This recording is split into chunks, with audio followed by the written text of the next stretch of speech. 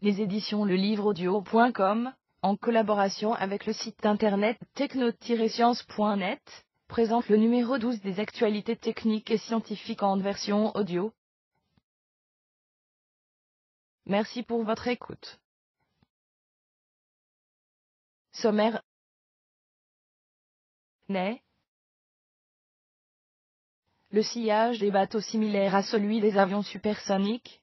La calotte polaire antarctique a 33,6 millions d'années. Microsoft Surface annonce comparative, avec l'IPA et l'IPA Mini thon rouge, plan pluriannuel renforcé de reconstitution des stocks. Nouveaux traitements contre l'acné à base de substances naturelles. Vaccin contre le sida.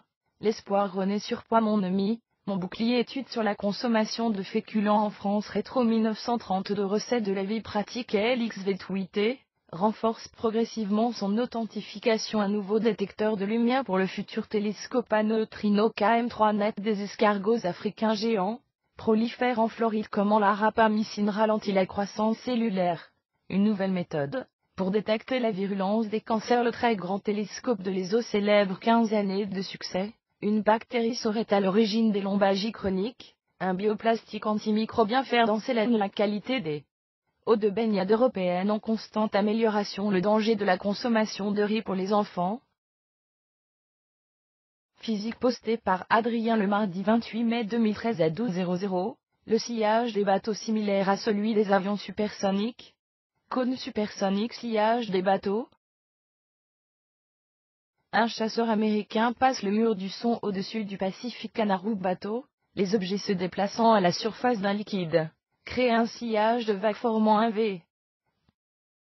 Deux enseignants-chercheurs du laboratoire fluide automatique et système thermique FAST Université Paris-Sud /UPMC/CNRS viennent de montrer que l'angle du V décroît en fonction de la vitesse de déplacement, d'une façon étonnamment similaire au cône de Mach d'un avion supersonique, bien que les régimes de propagation des ondes sonores et des ondes de gravité restent très différents. Laure Kelvin explique, dès 1887, que l'angle V formé par un objet se déplaçant à la surface d'un liquide est constant, indépendamment de la taille et de la vitesse de l'obstacle. Il démontre également que la valeur de l'angle est exactement 38,94. Le sillage en V semblait donc un phénomène parfaitement connu et expliqué, tellement connu qu'il n'a plus été étudié, bien que certaines photos montrent à l'évidence des angles de sillage plus étroits pour des objets rapides. Deux enseignants-chercheurs du laboratoire FAST ont rassemblé et étudié des photos aériennes de sillages étroits. L'analyse des images montre que ce phénomène se produit dès qu'un objet se déplace plus vite que les ondes les plus rapides qu'il émet, celles qui ont pour longueur d'onde la taille de l'objet. Et plus l'objet est rapide, plus l'angle du sillage se referme. Pour l'expliquer, les scientifiques sont allés au-delà de la théorie de Kelvin. La modélisation et les simulations numériques qu'ils ont effectuées expliquent que l'angle du V n'est plus constant, mais décroît comme l'inverse de la vitesse de déplacement. Ce phénomène observé pour le sillage laissé par un objet se déplaçant à la surface d'un liquide ressemble de façon étonnante à l'onde de choc créée par un avion supersonique lorsqu'il franchit le mur du son, la cône de Mach, bien que les régimes de propagation des ondes sonores et des ondes de gravité restent très différents. Ces sillages étroits sont observés lorsque la coque est au planning, c'est-à-dire lorsqu'elle est en partie sortie de l'eau à cause de la force de portance générée par la vitesse de l'eau sous la coque. Ceci était sans doute rare à l'époque de Kelvin, mais curieusement son résultat n'avait pas été remis en cause, bien que les navires rapides soient bien plus courants de nos jours. Vieter posté par Isabelle le mardi 28 mai 2013 à 12h00. La calotte polaire antarctique a 33,6 millions d'années. Calotte polaire antarctique. La calotte polaire continentale antarctique surgit pour la première fois pendant l'Oligocène. Cela fait 33,6 millions d'années, comme le démontrent les données d'une expédition internationale dirigée par l'Institut andalou des sciences de la Terre, centre mixte du Conseil supérieur de recherche scientifique et de l'Université de Grenade. Cette découverte, basée sur les registres fossiles sédimentaires contenus dans la glace à différentes profondeurs, vient d'être publiée par la revue Science.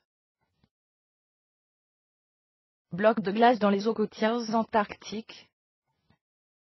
Photo prise en 2010. Crédit Iode Institut andalou des sciences de la Terre. Avant que la glace ne se dépose sur le continent antarctique, la Terre était un lieu chaud à climat tropical.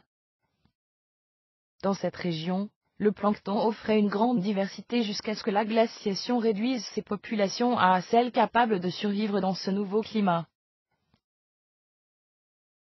L'expédition internationale Integrated Sandring Programme a obtenu cette information grâce à l'histoire paléoclimatique conservée dans les strates sédimentaires des profondeurs arctiques.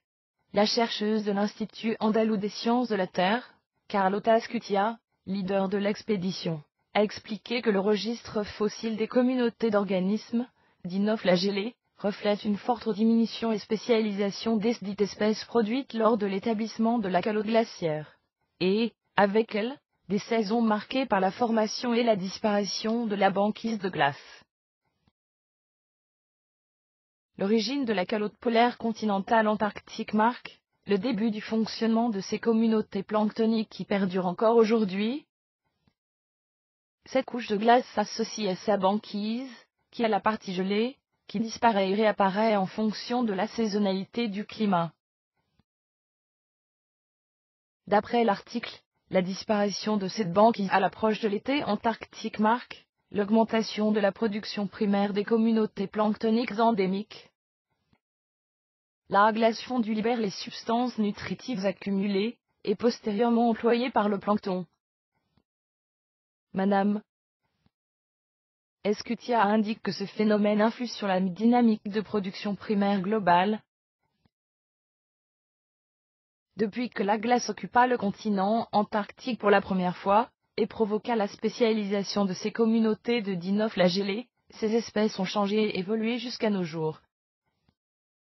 Nonobstant, la chercheuse de l'Institut andalou des sciences de la Terre considère que le grand changement eut lieu à cette époque-là, lorsque les espèces simplifièrent leur forme, et se virent obligées à s'adapter aux nouvelles conditions climatiques. Un dinoflagellé caractéristique aux formes simples associées au début de l'Oligocène, est trouvé dans des sédiments d'il y a 33 millions d'années. Crédit Iode. Les sédiments appartenant à l'époque préalable à la glaciation contenaient des communautés de dinoflagellés très diverses, avec des morphologies étoilées, jusqu'à ce que l'apparition de la glace l'a fait 33,6 millions d'années limitait leur diversité et soumit leur activité à la nouvelle saisonnalité du climat. Référence: Alexander J. Peubank, PTK. Bijl, Georges Pross, Steven M. Boatti, Sandra Paschier, Catherine E. Stickley, Ursula Roll, Seko Sugizaki, Lisa Tox, Tina van de Flierde, Matteo Olney, Francesca Sangiorgi, Happy Soluge, Carlota Scutia, Hank Brinqui and the Expedition 318 Scientistes. Reorganisation of Southern Plankton Ecosystem as the onset of Antarctic Glaciation. Science. Douadido 1126 Weblink. Multimédia posté par publication le mardi 28 mai 2013 à 0000. Microsoft Surface annonce comparative avec l'IPA et l'IPA Mini. Microsoft Surface IPA Mini, pour annoncer son comeback au public. Microsoft a lancé une nouvelle publicité mettant également en scène ses concurrents IPA et IPA Mini. Microsoft Surface, une tablette pour concurrencer l'IPA et l'IPA Mini. Illustration Microsoft. Afin de faire connaître sa tablette Surface, Microsoft utilise l'ancienne technique de la publicité comparative. Pour ce faire, il a mis en exergue les avantages de son produit, comme la possibilité de faire tourner 2 apps simultanément, ou la mise à jour automatique des apps. Tout comme Apple a opté pour la campagne J, à Mac de la dernière décennie, Microsoft vient de lancer une campagne intitulée à Microsoft Surface. Et c'est là véritablement la nouveauté. Microsoft, autrefois le leader absolu de l'informatique grand public, se retrouve aujourd'hui challengé et use les mêmes armes que usaient contre lui ses anciens challengés. Pour mettre un peu plus de piment aux choses, Microsoft a même affiché une page de son site dédiée à un comparatif entre iPad mini, Windows 8 ainsi que la fameuse Microsoft Surface. De plus, la publicité nommée Less Stalking, mordouin est beaucoup plus axée sur Microsoft Windows 8 que sur Microsoft Surface. L'IO est très difficile à affronter, cependant, le s'en sort plutôt bien. Parmi les avantages de l'IO, on notera sa mobilité, la définition de son écran, la richesse du catalogue app, et sa légèreté face à Windows 8. Même si tous les efforts sont déployés pour affronter l'iPad d'Apple, on verra qui gagnera la bataille d'ici peu de temps. Une affaire à suivre. Vieter posté par Isabelle le mardi 28 mai 2013 à 0000 ton rouge plan pluriannuel renforcé de reconstitution des stocks. Reconstitution stock ton rouge, la Commission européenne a réaffirmé sa détermination en faveur de la gestion durable du thon rouge durant la principale campagne de pêche 2013 en Méditerranée, et dans l'Atlantique Est. Du 26 mai au 24 juin, des seineurs coulissantes, navires de grande taille, sont autorisés à pêcher le thon rouge. En comptabilisant les NAS, les quotas alloués aux seineurs à scène coulissante représentent 83% du total des quotas de l'U pour 2013, qui est de 7548,1 tonnes. Les navires de cet État membre de l'U sont actifs dans cette pêcherie Espagne, France, Italie, Grèce, Portugal, Malte et Chypre. Thon rouge de l'Atlantique. Illustration nationale océanique et atmosphérique à démonstration NOAA. La pêche du thon rouge est réglementée par la Commission internationale pour la conservation des thonidés de l'Atlantique (CICTA), à laquelle appartiennent l'UE et ses États membres. Lors de sa dernière réunion annuelle en novembre 2012, la CICTA a adopté un plan pluriannuel renforcé de reconstitution des stocks de thon rouge. Ce plan renforce la gestion durable du stock et introduit un certain nombre de nouvelles mesures de contrôle. À partir de l'expérience des années précédentes et compte tenu des particularités de la campagne de cette année, un programme strict d'inspection et de contrôle a été élaboré. Il met en jeu un nombre important d'inspecteurs et de navires et aéronefs de patrouille, sous la coordination de l'Agence européenne de contrôle des pêches et des États membres concernés. La Commission européenne surveille également les captures et analyse les données recueillies par le système de surveillance des navires, système de contrôle par satellite de manière constante, afin de s'assurer que toutes les règles, en particulier les quotas de chaque navire, sont parfaitement respectées. En étroite collaboration avec la HEC, les États membres et les autres parties contractantes de la CICTA, toutes les mesures nécessaires sont prises pour assurer le respect intégral des nouvelles dispositions, et, en fin de compte, le succès du plan de reconstitution, et la viabilité de ce stock sur le long terme. Vieter posté par Isabelle le lundi 27 mai 2013 à 12h00 Nouveau traitement contre l'acné à base de substances naturelles. Traitement contre l'acné. Jeune fille, avec acné modéré, des scientifiques de l'Université de Grenade ont breveté un nouveau traitement contre l'acné à base de substances complètement naturelles, et beaucoup plus effectif que d'autres composés artificiels, car il ne crée pas de résistance bactérienne, et n'a pas d'effet secondaire. Cette formule, mise au point au département de microbiologie, s'applique directement sur la peau, et possède comme ingrédient principal, une protéine cyclique de 70 aminoacides dénommée A48, produite par des bactéries du genre Enterocoque, et sans activité hémolytique ou toxique démontrée. Tel que l'explique Mercedes Magdabre, professeure de l'Université de Grenade et principale chercheuse du projet, la peau humaine est la première barrière physique qui protège notre corps de l'extérieur, mais c'est également une barrière biologique qui contient des micro-organismes bénéfiques, le microbiote de la peau, constitué de nombreuses bactéries et de diverses espèces de champignons, qui empêchent le développement de pathogènes. La modification de l'équilibre naturel de ces micro-organismes conduit à des infections, dont le traitement est parfois difficile, telles que l'acné acne vulgare, une infection cutanée très commune, principalement pendant la puberté, qui génère des problèmes esthétiques, sanitaires et d'estime de soi, ou d'autres infections de la peau, très fréquentes, produites par des staphylocoques aureus, ou des streptocoques pyogènes.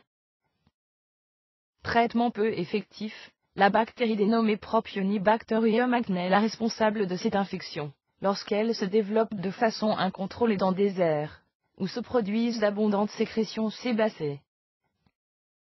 Les traitements actuels ne sont pas toujours effectifs dû au développement de résistance, ou à des effets secondaires non désirés. D'autres infections de la peau pour lesquelles la multirésistance aux antibiotiques commence à devenir un grand problème sont celles produites par des staphylocoques aureus, ou des streptocoques pyogènes, qui produisent des pathologies très sérieuses et sont, jusqu'à un certain point, également susceptibles de traitements antibactériens topiques. La nouvelle formule, mise au point à l'UGRE et brevetée à travers le Bureau de transfert de résultats de recherche OTRI, contient des substances naturelles ayant une activité antibactérienne, qui peuvent être employées comme ingrédients cosmétiques et ou pharmaceutiques pour le traitement et la prophylaxie de ces infections, ajoute Madame Magda. La protéine A48 sur laquelle se base la formule brevetée présente un large spectre d'action face aux bactéries à Gram positif, parmi lesquelles se trouvent d'importants pathogènes tels que différentes espèces de staphylocoques, de streptocoques, de clostridium, de microbactéries et de listeria, entre autres, ce qui lui confère un grand potentiel d'application aussi bien dans la clinique humaine que dans la vétérinaire, ainsi que comme conservateur alimentaire bio. L'emploi topique de AS48, ce lot avec des agents qui favorisent son activité, s'est avéré très efficace in vitro pour le contrôle des micro-organismes responsables des infections de la peau mentionnées, signale Madame Magda. La formule brevetée à l'UGRE, qui ne perd pas de son activité en dépôt à différentes températures, ou par interaction des molécules actives avec des composés cosmétiques, présente un autre grand avantage vu que la cible des AS48 est la membrane cellulaire bactérienne, le développement de résistance de la part des pathogènes est assez improbable. Vieter posté par Adrien le lundi 27 mai 2013 à 0000 Vaccin contre le sida. L'espoir renaît www.bulletinsélectroniques.do comme Weblink Vaccin contre le sida. Stratégie de vaccination vit 30 ans après la découverte du virus de l'immunodéficience humaine. Les Nations Unies recensaient en 2012 près de 34 millions de personnes séropositives à travers le monde. Si la mortalité liée au sida syndrome d'immunodéficience acquise a récemment commencé à diminuer, l'épidémie fait toujours chaque année plus de 1,5 million de victimes, dont plus de 30% d'enfants. Alors que la plupart des vaccins disponibles contre d'autres pathogènes protègent grâce à la production d'anticorps neutralisants, l'extrême diversité du virus rend l'induction d'anticorps capable de neutraliser une grande variété de souches de vie particulièrement difficile. Récemment, plusieurs études ont montré que 2 ans après une infection par le VIH, environ 15% des personnes séropositives développent des anticorps neutralisants à large spectre. Si la progression de la maladie n'est pas ralentie chez ces individus, des expériences chez le singe ont toutefois montré que l'administration passive et préalable de ce type d'anticorps protège de l'infection. Ces observations sont donc encourageantes et suggèrent qu'il pourrait être possible d'obtenir une telle réponse immunitaire par vaccination dans la population générale. Durant les 2 premières décennies suivant la découverte du virus, seuls 4 anticorps neutralisants à large spectre ont été identifiés. Récemment, de nouvelles stratégies et des avancées technologiques ont permis l'isolation de nombreux nouveaux anticorps ayant un pouvoir neutralisant 100 fois plus important et couvrant 2 à 3 fois plus de souches VI4-7. L'analyse des caractéristiques fonctionnelles et structurales de ces anticorps a montré que des différences très subtiles du mode de reconnaissance de l'épitope ont un effet radical sur le potentiel neutralisant. Par ailleurs, Tous ces anticorps ont un taux de mutation somatique remarquablement élevé, suggérant un processus de maturation complexe. Plusieurs études rapportent également que le développement de tels anticorps est favorisé par une charge virale élevée, suggérant un rôle de la diversité antigénique. Pour tenter de reproduire le développement de tels anticorps grâce à la vaccination, il est donc important de comprendre leur processus de maturation et la coévolution du virus au cours de la réponse immunitaire. Schéma de l'infection naturelle par le Vichelum et stratégie de vaccination possible. Cliquez ici pour agrandir. Crédit Jean-Philippe Julien. Les récentes avancées technologiques de séquençage ADN permettent désormais de détecter les séquences de rares cellules B précurseurs et lymphocytes B intermédiaires précoces d'anticorps matures préalablement identifiés. Dans un article paru en 2011 dans le journal Science, Nu et al. Rapporte l'évolution convergente d'anticorps neutralisants à très large spectre VRC01, PGV04, CH31 dirigés contre le site d'interaction du récepteur CD4-CD4-BS, provenant de 3 individus différents, et utilisant tout le même domaine variable de la chaîne lourde d'immunoglobulines. L'analyse phylogénétique croisée de l'antibodium de ces différents individus a permis de définir des intermédiaires de maturation qu'il serait certainement avantageux de pouvoir stimuler à l'aide d'un immunogène adéquat. Pour favoriser la maturation d'anticorps neutralisants à large spectre, il est primordial d'identifier les séquences des protéines d'enveloppe du virus en ayant permis 1. La sélection des précurseurs germinaux, et de la stimulation des différents intermédiaires au cours du développement de ces réponses. Afin de répondre à ces questions, les groupes de Pascal Poignard et de Denis Burton IAV International et Vaccine Initiative, Scripps Research Institute, San Diego, SA ont débuté une étude longitudinale grâce à une cohorte de plus de 400 individus primo-infectés en Afrique subsaharienne appelée Protocole C. L'accès à de nombreux échantillons longitudinaux permettra une analyse extrêmement poussée de l'évolution virale et de la maturation des anticorps chez de nombreux individus. Il sera également possible de comparer la maturation des anticorps chez des individus présentant une réponse neutralisante à large spectre dirigée contre un même épitope. En avril 2013, le journal Nature a publié un exemple unique et encourageant de coévolution du virus et d'une réponse anticorps neutralisante contre le CD4-BS résultant de l'activation des précurseurs B germinaux par la protéine env du virus U fondateur transmis F/T. L'analyse révèle une diversification virale très précoce et intense autour de cet épitope et une maturation concomitante de la réponse anticorps qui, s'adaptant aux mutations de la protéine env, devient de plus en plus spécifique de l'épitope optimal.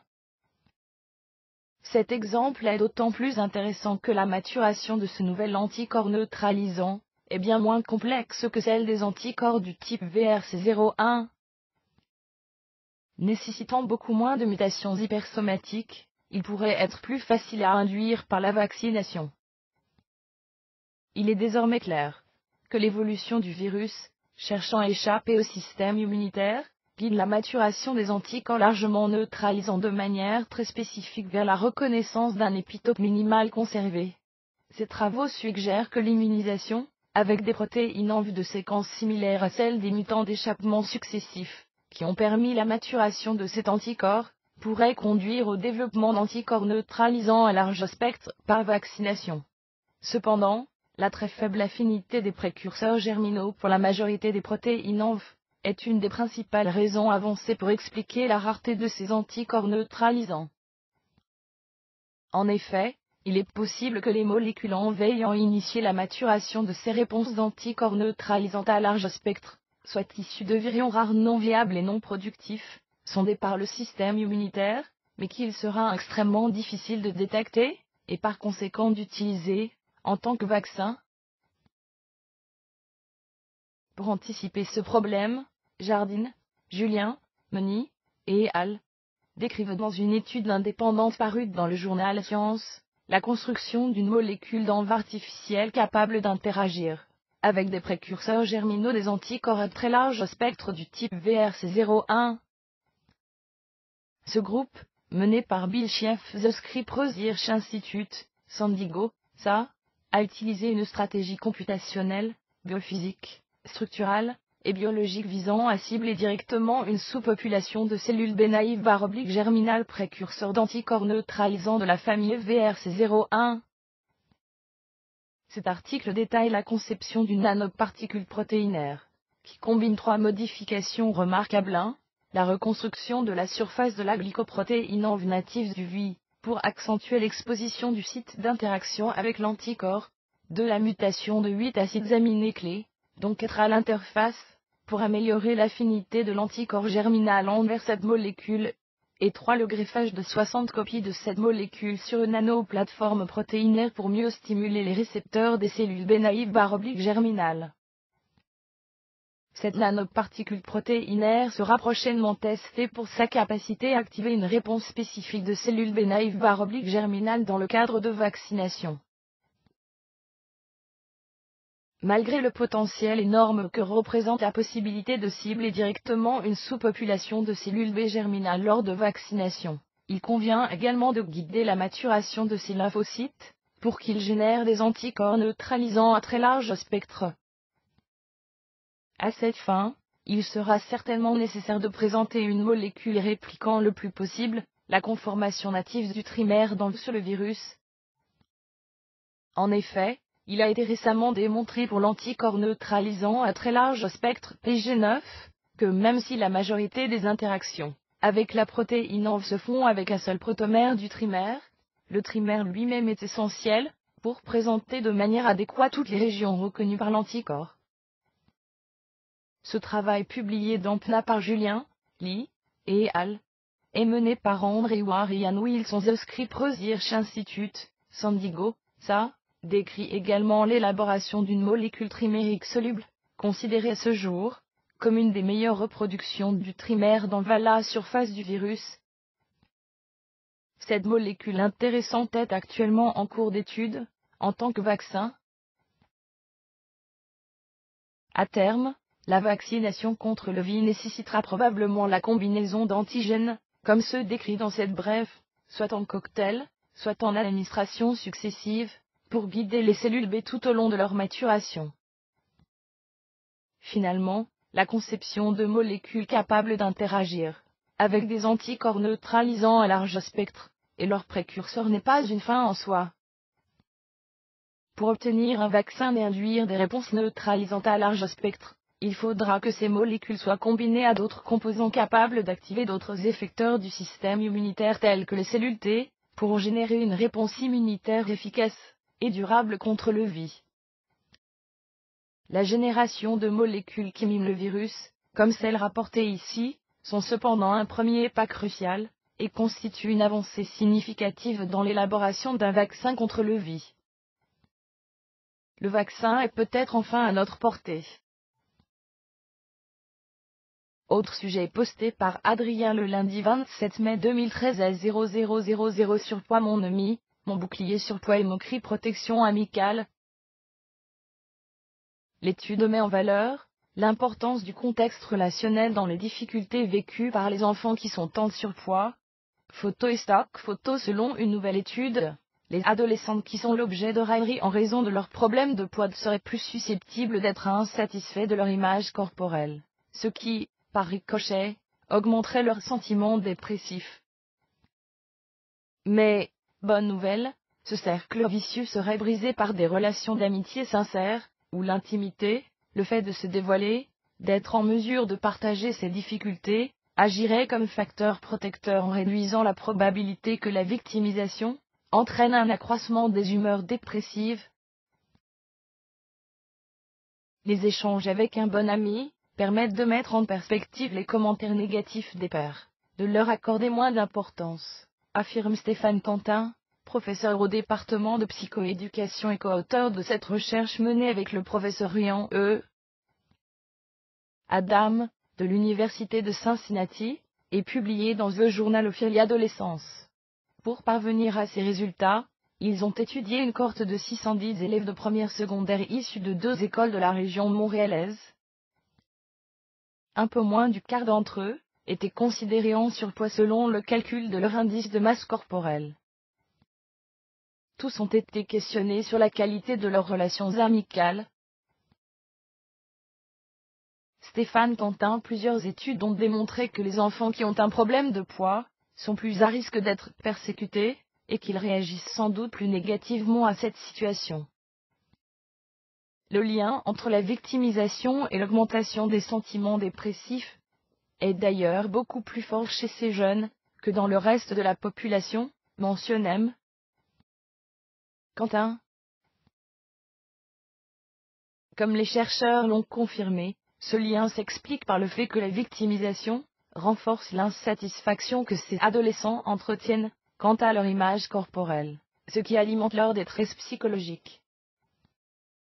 En partant de ces données, ils se sont interrogés sur le rôle de l'amitié dans ce phénomène. On sait que les enfants qui souffrent d'embonpoint ou d'obésité ont peut-être plus de difficultés à nouer des amitiés réciproques. Ils ont toutefois des amis et la qualité de leur relation ne semble pas altérée par leur problème de poids, note le professeur. Les chercheurs ont examiné plusieurs aspects de l'amitié, les conflits dans ce type de relation, la capacité de se réconcilier, la fréquence des relations et l'intimité perçue. Seule l'intimité, c'est-à-dire le fait d'avoir une relation d'amitié, que l'on considère comme privilégiée et propice aux échanges, a réussi à modérer le lien entre la victimisation et la hausse des symptômes dépressifs, rapporte-t-il. Cela ne signifie pas que ces enfants n'en vivront jamais. D'entrée de jeu, on constate une détresse psychologique plus élevée chez ces jeunes victimes, mais des relations d'amitié de qualité permettent de préserver l'image positive qu'ils peuvent avoir d'eux-mêmes, et préviennent ainsi l'aggravation ultérieure des symptômes dépressifs. Selon lui, cette étude met en valeur l'importance du contexte relationnel dans les difficultés vécues par ces enfants. Certains préconisent que, pour les aider, il faut les encourager à mieux contrôler leur poids. C'est une bonne idée, mais on ne doit pas se limiter à cela. Ceux qui interviennent auprès de ces adolescents doivent aussi s'enquérir de la qualité de leurs expériences relationnelles, et s'assurer de favoriser leur intégration sociale. Vieter posté par publication le dimanche 26 mai 2013 à 12h00. Étude sur la consommation de féculents en France. Consommation de féculents. Cohorte Nutrinet Santé. Jeudi dernier, les chercheurs de l'INSERM, de l'INRA, du CNAM et de l'Université Paris 13 se sont réunis pour présenter les résultats de l'étude dérivant de la cohorte Nutrinet Santé concernant les apports en féculents de l'alimentation. Variation régionale de la consommation de féculents en France. Illustration extrait de l'étude Nutrinaissante. Diverses études nutritionnelles effectuées à travers l'Europe démontrent un apport insuffisant en glucides complexes. Pourtant, il paraît que les féculents sont riches en glucides complexes. Parmi les aliments qui contiennent un taux assez élevé de ce nutriment, on notera le pain, avec 45% de féculents, les pommes de terre à 20%, les patates 17%, et le riz à 8,5%. Notez que les féculents représentent 21% des apports énergétiques chez les femmes et 23% chez les hommes. Les chercheurs ont également constaté qu'ils apportent 75% de glucides complexes chez les deux sexes, 34% de fibres chez les femmes et 39% chez les hommes. Pour les vitamines, ils apportent 21,5% de vitamine B1, 20% de vitamine B6 et 16,5% de vitamine B9. Afin de combler ce manque, le Programme national Nutrition Santé, ou le PNNS, conseille la consommation à chaque repas, et plus particulièrement les féculents complets, riches en fibres. À noter que les féculents sont des aliments sources d'amidon. Le PNNS insiste également sur le fait qu'il est nécessaire de consommer 3 à 6 portions de féculents par jour. Pour plus d'informations, voir www.mediaetudes nutrinescentes.fr. Rétro posté par Michel le dimanche 26 mai 2013 à 0000 Rétro 1932 Recette de la vie pratique et LXV Rétro. L'année rétro de ce dimanche nous propose une astuce pratique du siècle dernier. Avertissement: cette année rétro retranscrit des connaissances scientifiques, techniques, ou autres de 1932, et contient donc volontairement les arguments, incertitudes, ou erreurs d'époque. Pour tracer sans compas une grande circonférence, on peut avoir besoin de tracer une circonférence d'un diamètre tel que sa disposition échappe à la possibilité d'employer le compas. Pour atteindre ce but, on peut utiliser de la ficelle ou une bande de papier portant aux deux extrémités, ici, une pointe qui sert d'axe, là, un crayon. Voici par contre qui donne un résultat plus mathématique, à condition de posséder une équerre de menuisier. Sur la table ou le planche à dessiner fixée, au moyen de punaises, la feuille où doit figurer la circonférence, et par le milieu de la feuille, tracer le diamètre de la circonférence. Aux deux extrémités du diamètre, plantez solidement, mais sans pousser à fond, deux petits clous.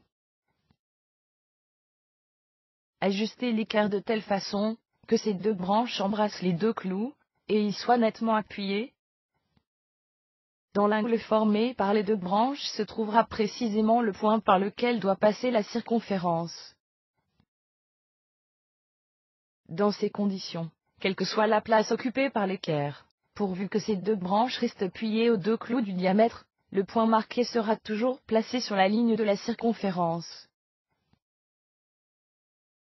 On comprend dès lors qu'il suffit de faire tourner l'équerre autour des clous, et de suivre au crayon le déplacement de l'angle, pour dessiner une demi-circonférence.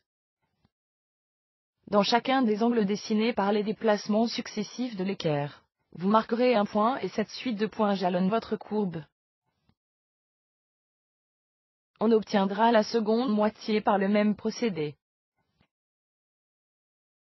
Multimédia posté par publication le samedi 25 mai 2013 à 12h00 Tweeté, renforce progressivement son authentification Tweeté sécurité informatique. Suite aux nombreuses tentatives de piratage des comptes Tweeté, le réseau social va une fois de plus renforcer son système de sécurité. Il a mis en place une double authentification basée sur l'envoi d'un code par message. Il est semblable au système de sécurité des sites e-commerce lors des paiements par carte bancaire, ou sur le site de Google avec Songmai. Très efficace, le dispositif est déjà adopté par les géants de l'électronique, notamment Facebook, Apple, et Microsoft. Dès maintenant, pour pouvoir accéder à son compte, l'utilisateur devra aller dans l'onglet Paramètres, cliquer sur l'instruction « nécessite un code de vérification lors de la connexion » et cocher « ajouter un téléphone ». Ce n'est pas compliqué, l'abonné n'a qu'à suivre les instructions fournies. À la fin de ces diverses procédures, il recevra un message sur son téléphone portable contenant un code à 6 chiffres. Notez que l'opération doit être effectuée à chaque connexion sur le réseau social. Le lancement du système de sécurité à double identification se fera progressivement. Ainsi, la France devra être patient pour pouvoir accéder à ce nouveau dispositif. Souvenez-vous, le 23 avril dernier, le compte de l'agence de presse américaine Associated Press a été victime d'un détournement de compte. Les hackers ont lancé des informations erronées sur un attentat à la Maison Blanche au cours duquel le président Barack Obama aurait été gravement blessé. Astrophysique posté par Michel le samedi 25 mai 2013 à 0000, un nouveau détecteur de lumière pour le futur télescope à neutrinos KM3net. Télescope à neutrinos KM3net, détecteur de lumière dont la collaboration internationale KM3net, composée de 300 chercheurs et ingénieurs, dont des équipes françaises du CNRS, et des universités, a déployé le 16 avril 2013 pour la première fois, le prototype d'un nouveau détecteur de lumière.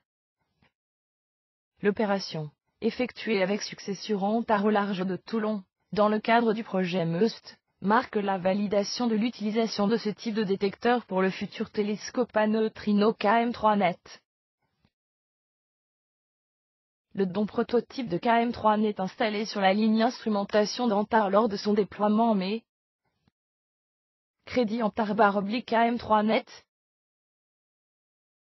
Ce détecteur de lumière, baptisé DON Digital Optical Module, constitue l'événement de base du futur télescope à neutrinos KM3net, qui sera installé en mer Méditerranée, par 2500 à 3500 mètres de profondeur. La première partie du télescope sera déployée en France, au large de Toulon près de l'infrastructure Meuster en Italie, au large de Capo Passero. Ce télescope est destiné à observer aussi bien les neutrinos cosmiques, ces neutrinos émis par le CEUR des sources astrophysiques les plus énergétiques de l'univers, comme les explosions d'étoiles, ou les trous noirs, que les neutrinos produits par la matière noire de l'univers. Le premier prototype de DON a été déployé en le fixant sur une ligne spéciale du télescope à neutrinos Antar, installé au large de Toulon par 2475 mètres de profondeur, dédié au développement et au test d'instrumentation en mer profonde. Le DON de KM3net est constitué de 31 photomultiplicateurs PMTS de 3 pouces de diamètre, intégrés dans une sphère en verre de 17 pouces résistant à la pression ambiante du fond de la mer. L'adoption de ces PMTS permet d'intégrer 3 fois plus de surface de photocathode, dans une seule sphère en comparaison aux PMTS de 10 pouces utilisés par Antar. Il permet également d'améliorer les possibilités de comptage de photons, ainsi que d'obtenir de l'information complémentaire sur la direction des photons incidents, utile pour la réjection des bruits de fond optiques. Le DON incorpore également le nouveau système de lecture de KM3net basé sur la transmission des données par fibres optiques, avec des techniques de multiplexage par longueur d'onde et WDM dans Wavelength Division Multiplexing. Chaque DON transmet ces données à terre par la réflexion et la modulation numérique de la lumière reçue d'un laser dédié opéré à terre. Le fonctionnement actuel du DON utilise un taux de transmission de 150 bits par seconde sur une distance d'environ 42 km. Bien en deçà de la bande passante maximale disponible. Les premières données du DON sur le site d'Antar montrent que les performances mesurées sont conformes aux prédictions, et valident l'utilisation de ce type de capteur pour le futur télescope KM3net. Note: les laboratoires français impliqués dans le MEUST/KM3net sont APC, Astroparticules, et Cosmologie CNRS/Université Paris Diderot/CI/Observatoire de Paris, CPPM, Centre de physique des particules de Marseille CNRS/Quai Marseille Université, IFC, Institut pluridisciplinaire Hubert Curien CNRS/Université de Strasbourg, MIO, Institut méditerranéen d'océanologie CNRS/Quai Marseille Université du ZID Toulon VAR/IR, DT1SU. Division technique de l'Institut national des sciences de l'univers du CNRS. Le CI/IRFU a aussi contribué à la phase préparatoire de KM3net, qui a construit le prototype de DON. Vieter posté par Isabelle le samedi 25 mai 2013 à 0000. Des escargots africains géants prolifèrent en Floride. Escargots géants. Invasion d'escargots. Floride. La Floride subit une nouvelle invasion d'escargots africains. L'escargot géant africain ou Achatina fulica est un escargot aux dimensions hors du commun, puisque les adultes mesurent en moyenne environ 10 cm, mais peuvent atteindre le double, et peser jusqu'à 1,5 kg. Achatina fulica, escargot géant africain, mesure en moyenne une dizaine de centimètres, mais peut atteindre 20 cm, et peser jusqu'à 1,5 kg. Illustration alors stomayé par Wikimedia Commons. Cette invasion n'est pas la première, puisque les autorités de Floride ont connu une précédente irruption dans les années 60. Quelques spécimens avaient alors été amenés par un jeune garçon, et ensuite relâchés dans la nature. L'espèce étant très prolifique, ils avaient très vite proliféré. En effet, ils peuvent pondre plus de 1000 œufs par an, et leur durée de vie peut atteindre 9 ans. Les autorités avaient dû consacrer de forts moyens, puisqu'il avait été dépensé $1 million, pour lutter contre cet escargot, et cela a pris plusieurs années.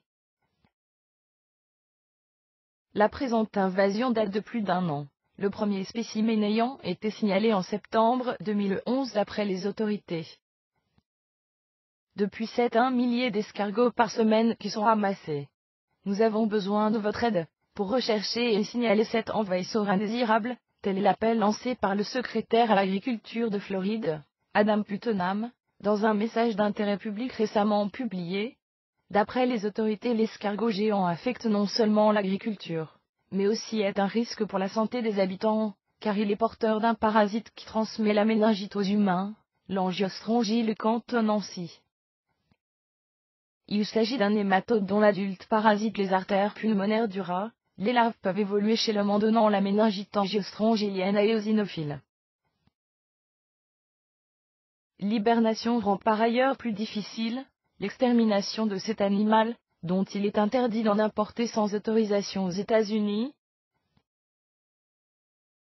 Vieter posté par Adrien le vendredi 24 mai 2013 à 12h00. Comment la rapamycine ralentit la croissance cellulaire. Rapamycine anti-cancer ralentir la croissance cellulaire.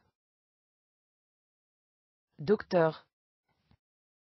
Stefan Michnik, des chercheurs de l'Université de Montréal, ont découvert un nouveau mécanisme moléculaire, qui peut potentiellement ralentir la progression de certains cancers, et d'autres maladies impliquant des croissances cellulaires anormales. Dans l'édition du 23 mai de la revue Cell, des scientifiques de l'Université de Montréal, expliquent comment ils ont découvert que la rapamycine, un médicament contre le cancer, et contre sa prolifération, ralentit la croissance cellulaire, ou empêche la division cellulaire. Les cellules surveillent la disponibilité de nutriments, et ralentissent ou accélèrent leur croissance en fonction de celle-ci.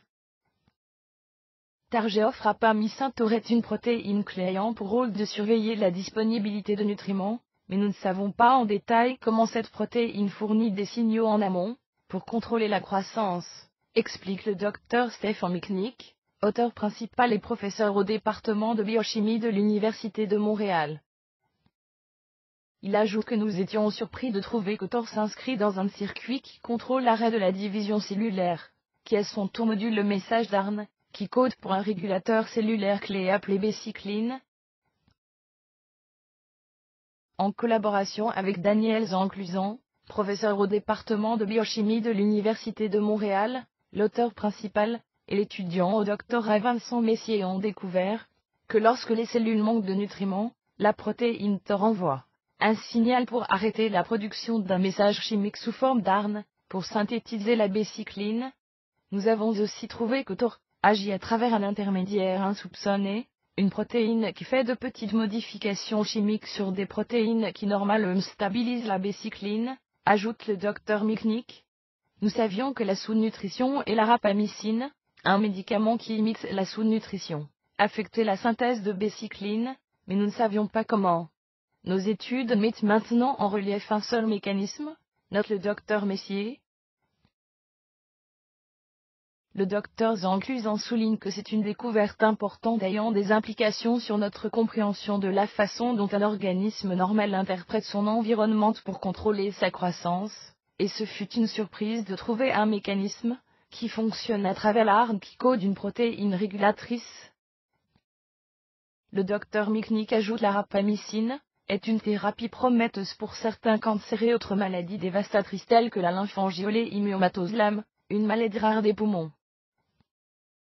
Il reste à voir si la voie que nous avons découverte pourrait être une cible alternative pour le développement de produits thérapeutiques contre ces maladies. Vieter posté par Michel le vendredi 24 mai 2013 à 0000, une nouvelle méthode pour détecter la virulence des cancers tumeurs gène, une nouvelle façon d'appréhender le cancer et de prédire la dangerosité des tumeurs, vient d'être présentée par une équipe de scientifiques de l'Institut Albert Bonnier de Grenoble regroupant des chercheurs du CNRS, de l'INSERM et de l'Université Joseph Fourier, en collaboration avec des médecins cliniciens et anatomopathologistes du CHU de Grenoble, et avec le soutien de l'Institut national du cancer, la Ligue nationale contre le cancer et la Fondation ARC pour la recherche sur le cancer. Les scientifiques ont montré que dans tous les cancers, il se produit une activation anormale de nombreux gènes propres à d'autres tissus. Ainsi, par exemple, dans les cancers du poumon, les cellules tumorales expriment des gènes spécifiques à la production de spermatozoïdes qui devraient être silencieux. D'après ces travaux, publiés le 22 mai 2013 dans Science Translational Medicine, en identifiant les gènes qui s'activent anormalement dans un cancer, on peut déterminer avec une grande précision l'agressivité de celui-ci. Ces travaux représentent un concept inédit, qui permettra d'offrir aux malades un diagnostic précis, et une prise en charge personnalisée. Toutes les cellules de notre organisme possèdent les mêmes gènes. Cependant, leur spécialisation les conduit à en activer certains, et en réprimer d'autres. Or, dans une cellule cancéreuse, les mécanismes permettant à une cellule d'activer, ou de mettre sous silence des gènes sont endommagés. Les scientifiques viennent de montrer que dans tous les cancers, on observe une sorte de crise d'identité des cellules cancéreuses dans les organes, ou tissus dans lesquels se développe une tumeur. Des gènes spécifiques à d'autres tissus, ou à d'autres étapes du développement de l'organisme, s'expriment anormalement. Jusqu'à présent, cet aspect n'avait été que partiellement étudié. En s'intéressant particulièrement à ces gènes, qui se réveillent dans les tumeurs, les chercheurs ont montré que dans presque tous les cancers, plusieurs dizaines de gènes spécifiques de la lignée germinale et du placenta sont activés anormalement. Ceci représente une source très intéressante de biomarqueurs potentiels pour caractériser les tumeurs. Afin d'explorer les implications de ces activations aberrantes et leur signification, les scientifiques ont focalisé leurs efforts sur le cancer du poumon. Ils ont étudié les tumeurs de près de 300 patients, touchés par ce cancer au CHU de Grenoble. Pendant 10 ans, les médecins ont renseigné les dossiers des patients, et ont conservé et annoté les tumeurs après résection chirurgicale. L'expression de l'ensemble des gènes humains a été analysée dans ces tumeurs, et corrélée avec différents paramètres cliniques. Parmi les gènes exprimés de manière aberrante dans les cancers du poumon, ils en ont découvert 26, dont l'activation est associée à des cancers particulièrement agressifs. Lorsque ces gènes sont exprimés, c'est que le cancer est extrêmement virulent. Les chercheurs peuvent ainsi prévoir, au moment du diagnostic, quels cancers sont à haut risque de provoquer une rechute de la maladie, et de mener à une issue fatale, même dans les cas où la tumeur est traitée de façon adéquate à un stade précoce de son développement. Ces cancers à haut risque présentent des capacités de prolifération exacerbées, et une facilité à se cacher des systèmes de défense de l'organisme. Ces travaux constituent une preuve de principe pour une nouvelle approche, dans l'étude et le traitement du cancer. L'expression anormale dans un tissu ou organe de gènes spécifiques à d'autres tissus pourrait devenir un nouvel instrument, pour établir un pronostic, et personnaliser la prise en charge thérapeutique. D'un point de vue plus fondamental, il reste encore aux chercheurs à expliquer la relation entre l'expression anormale de ces gènes et la virulence du cancer. Une approche similaire à celle réalisée dans le cancer du poumon peut être étendue à quasiment tout type de cancer, ce qui ouvre des perspectives très larges quant à l'exploitation de ces découvertes. Référence: Ectopic activation of germline placental jeune identifie aggressive métastasie prone la cancer Science Translational Medicine, 22 mai 2013. Astronomie postée par Michel le vendredi 24 mai 2013 à 0000. Le très grand télescope de l'ESO célèbre 15 années de succès VLT pépinière d'étoiles. C'est avec cette nouvelle image pour le moins spectaculaire d'une pépinière d'étoiles, que l'ESO célèbre les 15 ans du très grand télescope, le VLT, l'instrument optique le plus performant au monde. Cette image révèle des amas de poussière qui se détachent de nuages de gaz teintés de rose connus des astronomes sous l'appellation IC de 1944. Ces taches opaques ressemblent à des gouttes d'encre flottant à la surface d'un cocktail de fraises, Leurs formes étonnantes sont le résultat de l'action de l'intense rayonnement en provenance des jeunes étoiles brillantes situées à proximité. Crédit ESO. Cliquez pour agrandir. Cette nouvelle image célèbre un anniversaire important pour le très grand télescope VLT, ces 15 années écoulées depuis la réception de la première lumière sur le premier de ces 4 télescopes X unitaires, le 25 mai 1998. Depuis lors, les 4 télescopes géants originels ont été rejoints par 4 télescopes auxiliaires, qui constituent une partie de l'interféromètre du VLT-VLT. Le VLT est l'un des instruments astronomiques au sol les plus puissants, et les plus productifs en service à l'heure actuelle. En 2012, plus de 600 articles scientifiques à comité de lecture, rédigés à partir des données produites par le VLT et la VLT, ont été publiés. Les nuages interstellaires de poussière et de gaz constituent les berceaux de nouvelles étoiles jeunes et en pleine croissance. La nouvelle image montre l'un d'eux, X2 1944, sous l'aspect d'un fond d'où émerge une douce lumière roséenne. Cette image offre la vision la plus nette de cet objet jamais prise depuis la Terre 2. Le nuage se situe à quelques 6500 années-lumière, dans la constellation australe du Centaure. Cette région du ciel abrite de nombreuses nébuleuses semblables à celle-ci, que les astronomes scrutent dans le moindre détail, afin de mieux comprendre les mécanismes qui sous-tendent la formation stellaire. Les nébuleuses en émission telles que X2 1944 sont principalement constituées de gaz d'hydrogène, dont la teinte rouge caractéristique résulte de l'intense rayonnement en provenance de nombreuses jeunes étoiles brillantes. De ce fond lumineux se détachent nettement de mystérieux globules sombres de poussière opaque, des nuages froids baptisés globules de Bock. Leur appellation fait référence à l'astronome américano-hollandais Bock, qui fut le premier, dans les années 1940, à les assimiler à de potentiels sites de formation stellaire. Cet ensemble particulier constitue les globules de Thackeray 3.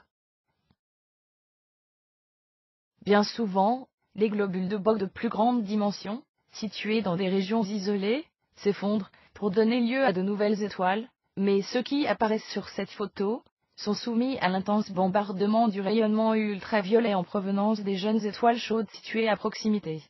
Ils sont à la fois érodés et fragmentés, à l'image de morceaux de beurre déposés dans une poêle chaude. Il est fort probable que les globules de Thackeray soient détruits, avant qu'ils ne s'effondrent, et ne forment des étoiles. Les globules de Bock ne sont pas faciles à étudier. Leur opacité à la lumière visible rend leur structure interne difficile à observer pour les astronomes, et l'utilisation d'autres outils s'avère donc nécessaire, pour percer leurs secrets, des observations dans les parties infrarouges, ou submillimétriques du spectre, par exemple, domaines dans lesquels les nuages de poussière apparaissent brillants en dépit de leur température, supérieure de quelques degrés seulement au zéro absolu. Les études des globules de Thackeray ont confirmé l'absence de formation d'étoiles en leur sein. Des images de cette région du ciel ont également été obtenues dans le passé par le télescope spatial Hubble PO 0201 du consortium NASA/ESA. Cette nouvelle image obtenue par l'instrument, Forky équipe VLT de l'ESO à l'observatoire de Paranal au nord du Chili 4, couvre une section plus vaste du ciel que le télescope spatial Hubble, et dévoile un paysage plus étendu de formation d'étoiles. Note 1. La nébuleuse X2 1944 est associée à l'amas d'étoiles brillant X2 1948, et ces deux appellations sont parfois également attribuées à l'intégralité de cette région du ciel. La plupart des étoiles de cet amas lumineux apparaissent sur cette image. De la résolution de l'image bleue, dans cette combinaison de couleurs était supérieure à 0,5 secondes arc, ce qui est exceptionnellement élevé pour un télescope au sol. 3. Ils ont été découverts depuis l'Afrique du Sud par l'astronome britannique David Thackeray en 1950. 4. Cette image a été empruntée au programme Bijoux cosmiques de l'ESO, qui consiste à produire des images d'objets intéressants, intrigants bien encore attrayants visuellement au moyen des télescopes de l'ESO, à des fins d'éducation et de sensibilisation du public. Le programme utilise des temps de télescope, qui ne peuvent s'inscrire dans le cadre d'observations scientifiques. Toutes les données collectées peuvent également être utilisées à des fins scientifiques, et sont mises à disposition des astronomes au travers des archives scientifiques de l'ESO. Vieter posté par publication le jeudi 23 mai 2013 à 12h00, une bactérie serait à l'origine des lombalgies chroniques. Lombalgie chronique, mal de dos. La lombalgie chronique, qui se caractérise par une forte douleur au niveau de rachis lombaire, serait causée par un germe d'après les scientifiques de l'Université de Danemark du Sud et de Birmingham au Royaume-Uni. La bactérie responsable des lombalgies chroniques, avec hernie discale alliée à l'acné, le Propionibacterium acne, ou le P. acne. Cette bactérie se logerait dans la colonne vertébrale. Il a fallu 14 jours de culture de biopsie vertébrale pour la repérer au lieu de 3 jours pour les autres bactéries, selon le professeur Klomanisch. Pour faire ressortir ces résultats, l'expérience a été conduite auprès d'une soixantaine de personnes, qui souffraient de douleurs lombaires depuis des mois.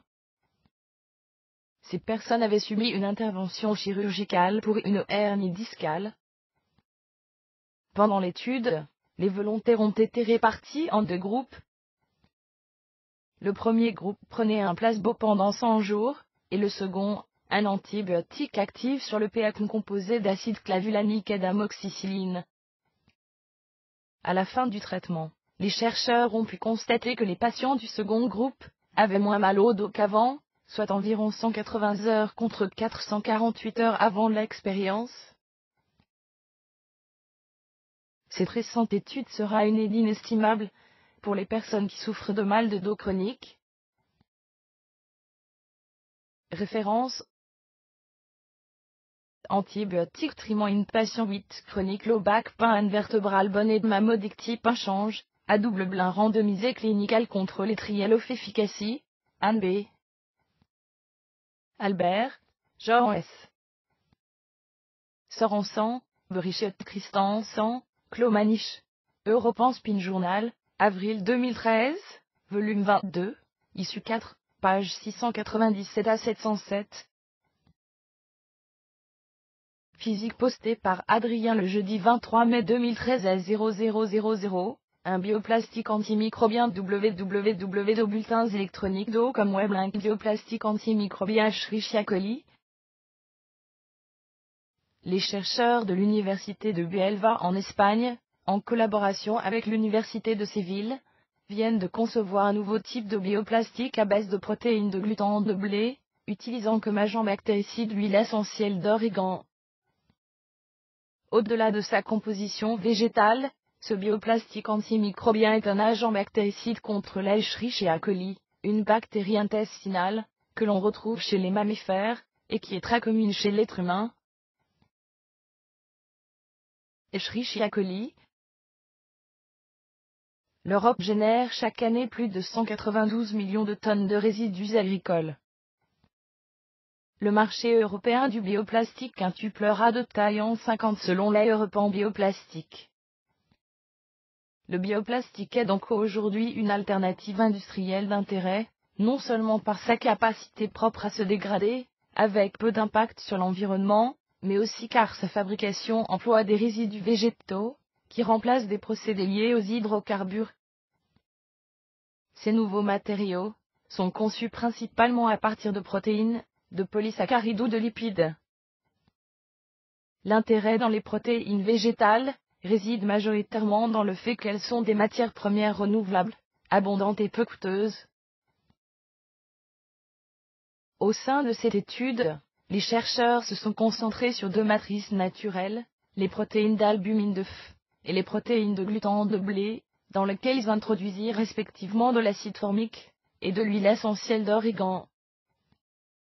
À l'aide de techniques de transformation thermoplastique et de souches de champignons, levures, bactéries, les propriétés de ces 2 matériaux ont pu être testées. Ainsi, L'incorporation des agents antimicrobiens fut réalisée au sein du mélange direct des protéines avec le plastifiant.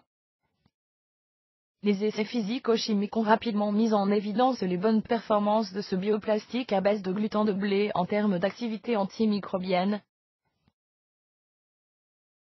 Selon Immaculada Martinez, de l'université de Buelva, une application potentielle de ces bioplastiques pourrait être le traitement des eaux à l'aide de désinfectants naturels tels que les acides organiques ou les huiles essentielles.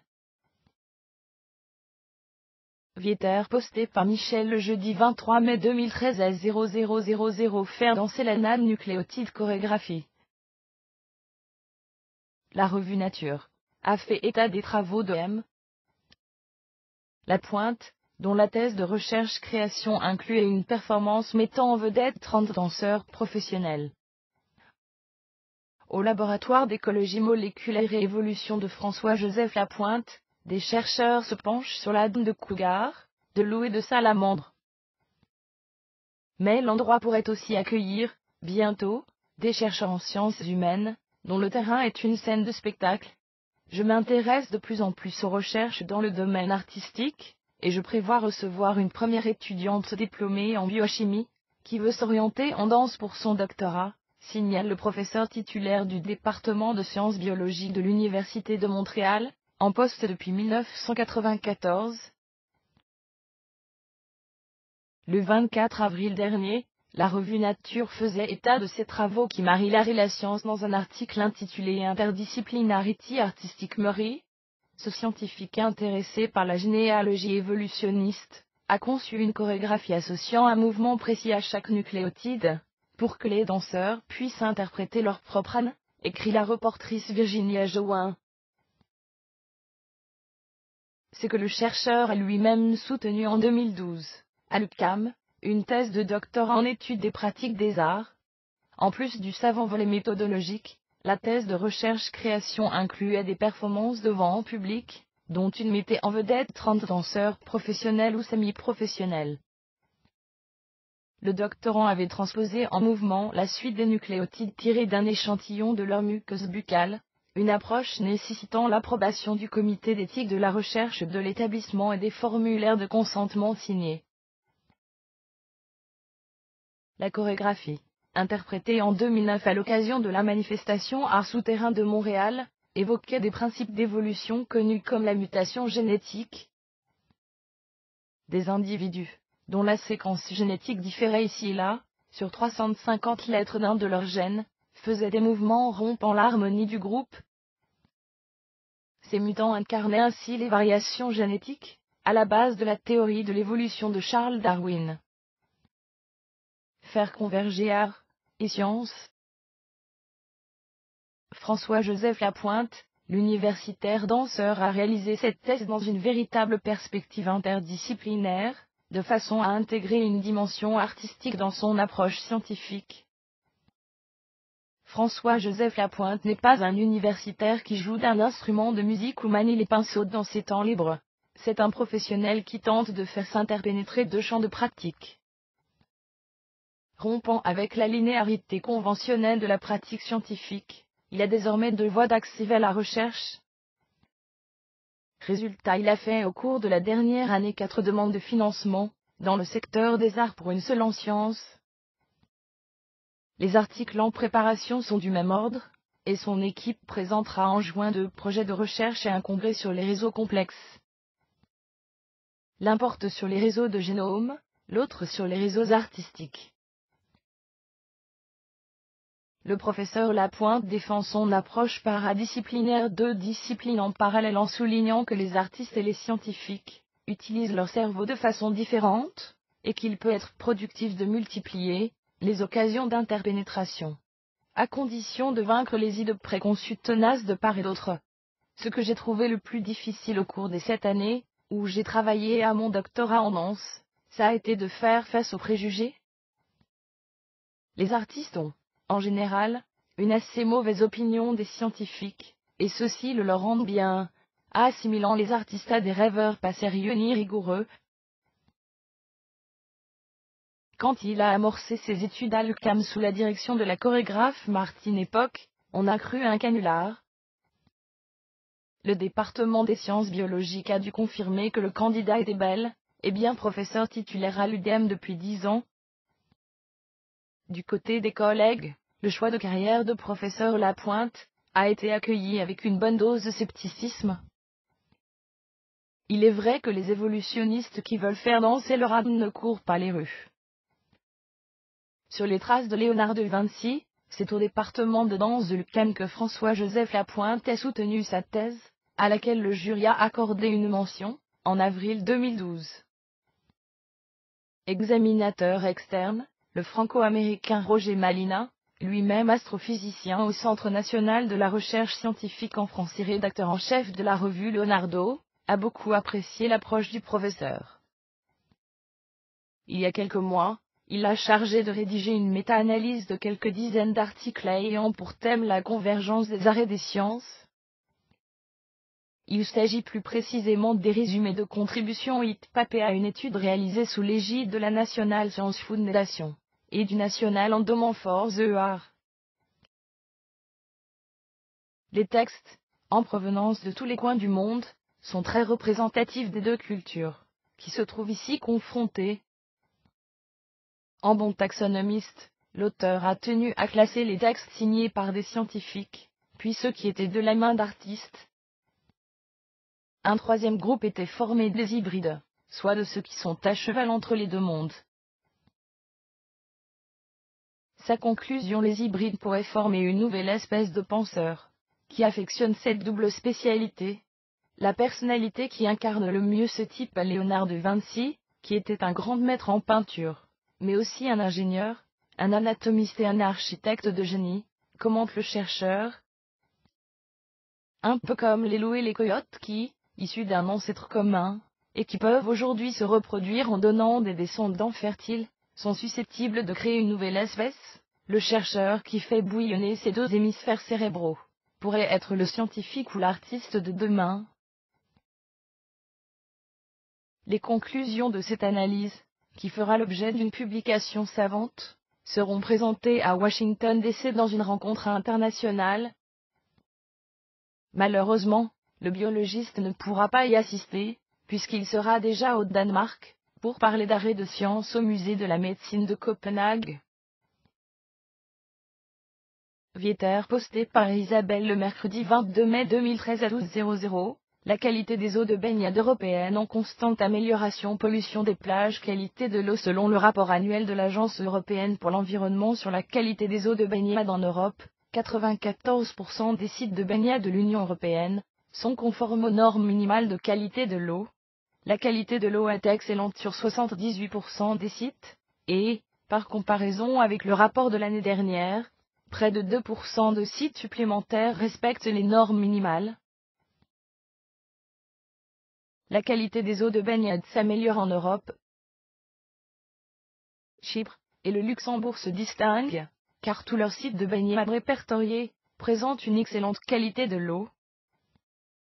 8 autres pays ont des valeurs excellentes pour la qualité de l'eau, supérieures à la moyenne de l'Umalte 97%, la Croatie 95%, la Grèce 93%, l'Allemagne 88%, le Portugal 87%.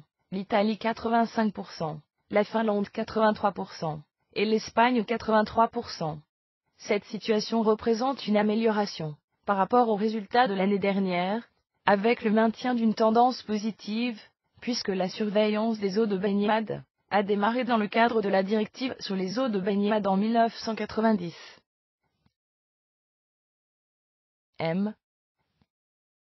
Jeanne Poteau. Nick, membre de la Commission européenne chargée de l'environnement, s'est exprimé en ces termes: il est encourageant de voir que la qualité des eaux de baignade européennes s'améliore constamment. Il reste néanmoins beaucoup à faire pour garantir que la totalité de nos eaux soit adaptée à la baignade douce, soit potable, et que nos écosystèmes aquatiques soient sains. L'eau est une ressource précieuse, et nous devons mettre en place toutes les mesures nécessaires pour la protéger pleinement. Madame Jacqueline M. Seglade, directeur exécutif de l'AI, a déclaré: depuis les fjords du nord jusqu'aux plages subtropicales, l'Europe regorge de lieux permettant de se rafraîchir en été. Le rapport présenté aujourd'hui montre que les eaux de baignade sont en règle générale de très bonne qualité, mais qu'il subsiste quelques sites confrontés à des problèmes de pollution. C'est pourquoi nous invitons instamment chacun à se renseigner sur le classement de son lieu de baignade favori. L'Agence européenne pour l'environnement y établit chaque année une synthèse des données relatives aux eaux de baignade collectées par les autorités locales sur plus de 22 000 sites, dans les 27 États membres de l'Union européenne, en Croatie et en Suisse, et des niveaux de mesure des bactéries provenant des eaux usées du bétail. Plus de 2/3 des sites sont des plages côtières, les autres étant constitués de rivières et de lacs.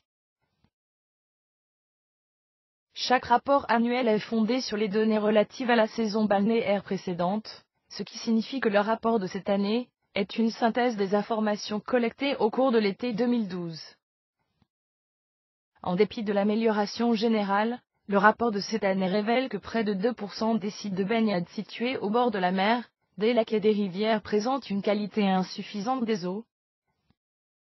Les pourcentages les plus élevés de sites de baignade non conformes étaient ceux de la Belgique 12%, des pays bas 7%, et du Royaume-Uni 6%. Certaines de ces plages ont dû être fermées lors de la saison 2012. De manière générale, les sites de baignade côtiers sont bien classés, puisque plus de 95% des sites de l'UE remplissent les conditions minimales requises, et que 81% d'entre eux ont été classés comme excellents. Pour leur part, 91% des eaux de baignade, dans les lacs et les rivières, dépassent le seuil minimal et 72% de ces sites ont des eaux d'excellente qualité. Les surcharges dues aux pluies d'orage, qui se produisent lorsque les réseaux d'évacuation des eaux ne peuvent endiguer de fortes pluies, posent encore problème dans certaines zones, même si un meilleur traitement de l'eau et une diminution des rejets d'eaux usées non traitées dans l'environnement ont amélioré la qualité de l'eau. Au début des années 1990, environ 60% seulement des sites présentaient une excellente qualité de l'eau, tandis que 70% étaient conformes aux normes minimales. Contexte: les eaux de baignade européennes doivent respecter les normes établies par la directive sur les eaux de baignade de 2006, qui met à jour et simplifie la législation antérieure.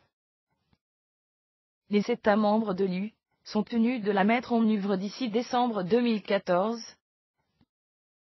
L'UE publie chaque année un rapport de synthèse sur la qualité des eaux de baignade, en se fondant sur les rapports que les États membres sont tenus de présenter avant la fin de l'année précédente. Dans le rapport de cette année, on note que l'ensemble des 27 États membres, ainsi que la Croatie et la Suisse, ont assuré le suivi de la qualité de leurs eaux de baignade et communiqué les résultats de leur surveillance, conformément aux nouvelles dispositions de la dite directive pour la plupart d'entre eux. Pour surveiller la qualité des eaux de baignade, les laboratoires analysent les niveaux de certains types de bactéries, notamment les entérocoques intestinaux, et la bactérie Escherichia coli, qui pourrait indiquer la présence d'une pollution principalement due aux déchets d'élevage, ou aux eaux usées. Parmi les classements possibles, les sites peuvent être déclarés conformes aux valeurs impératives, conformes aux valeurs guides plus strictes ou non conformes. Les citoyens peuvent obtenir des informations sur la qualité des eaux de leur lieu de baignade préféré en consultant le site de l'AI sur les eaux de baignade. Ce site permet aux utilisateurs de télécharger des données et de consulter des cartes interactives. Il leur est également possible de commenter à titre individuel l'état des eaux de baignade locales en utilisant le portail EIRT. Pour plus d'informations, voir European Commission Bathing Water site de la Commission européenne sur les eaux de baignade ECDO Europado web link European Bathing Water Quality in 2012 www.iado Europado web link Aliti 2012. Vieter posté par publication le mercredi 22 mai 2013 à 12h00. Le danger de la consommation de riz pour les enfants. Arsenic inorganique, riz et arsenic. Riz Wolof. Illustration Salamis à barre oblique Wikimedia Commons. Les gâteaux au riz, les céréales de riz soufflées, lait de riz, autres plats à base de riz, sont désormais à utiliser avec modération dans l'alimentation des enfants selon les autorités de sécurité sanitaire au Danemark. Il demande aux parents de faire attention en raison de la forte concentration en arsenic inorganique dans ces denrées alimentaires. Pour ce faire, une grande campagne de sensibilisation a été lancée par les autorités alimentaires danoises. D'après les experts scientifiques danois, les personnes qui mangent régulièrement des aliments contenant ce produit ont un risque accru de cancer de la peau, des poumons et de la vessie. Selon le directeur en pharmacologie Jean-Yves Dion, l'arsenic est un produit dangereux, qui fait frissonner la plupart des gens, surtout quand il est présent dans les aliments. L'expert a ajouté que des taux importants ont été constatés dans ces produits. Cependant, une grande partie a été métabolisée par le riz. En d'autres termes, le poison n'a presque perdu toute sa toxicité. Il est à noter toutefois que par rapport aux adultes, les enfants ont moins de capacité de détoxication. D'autres recherches seront mises à jour dans la presse médicale danoise à partir du mois de juillet prochain. Le Danemark n'est pas le seul à étudier l'impact des produits à base de riz. Les autorités américaines de sécurité alimentaire FDA se penchent également sur cette question.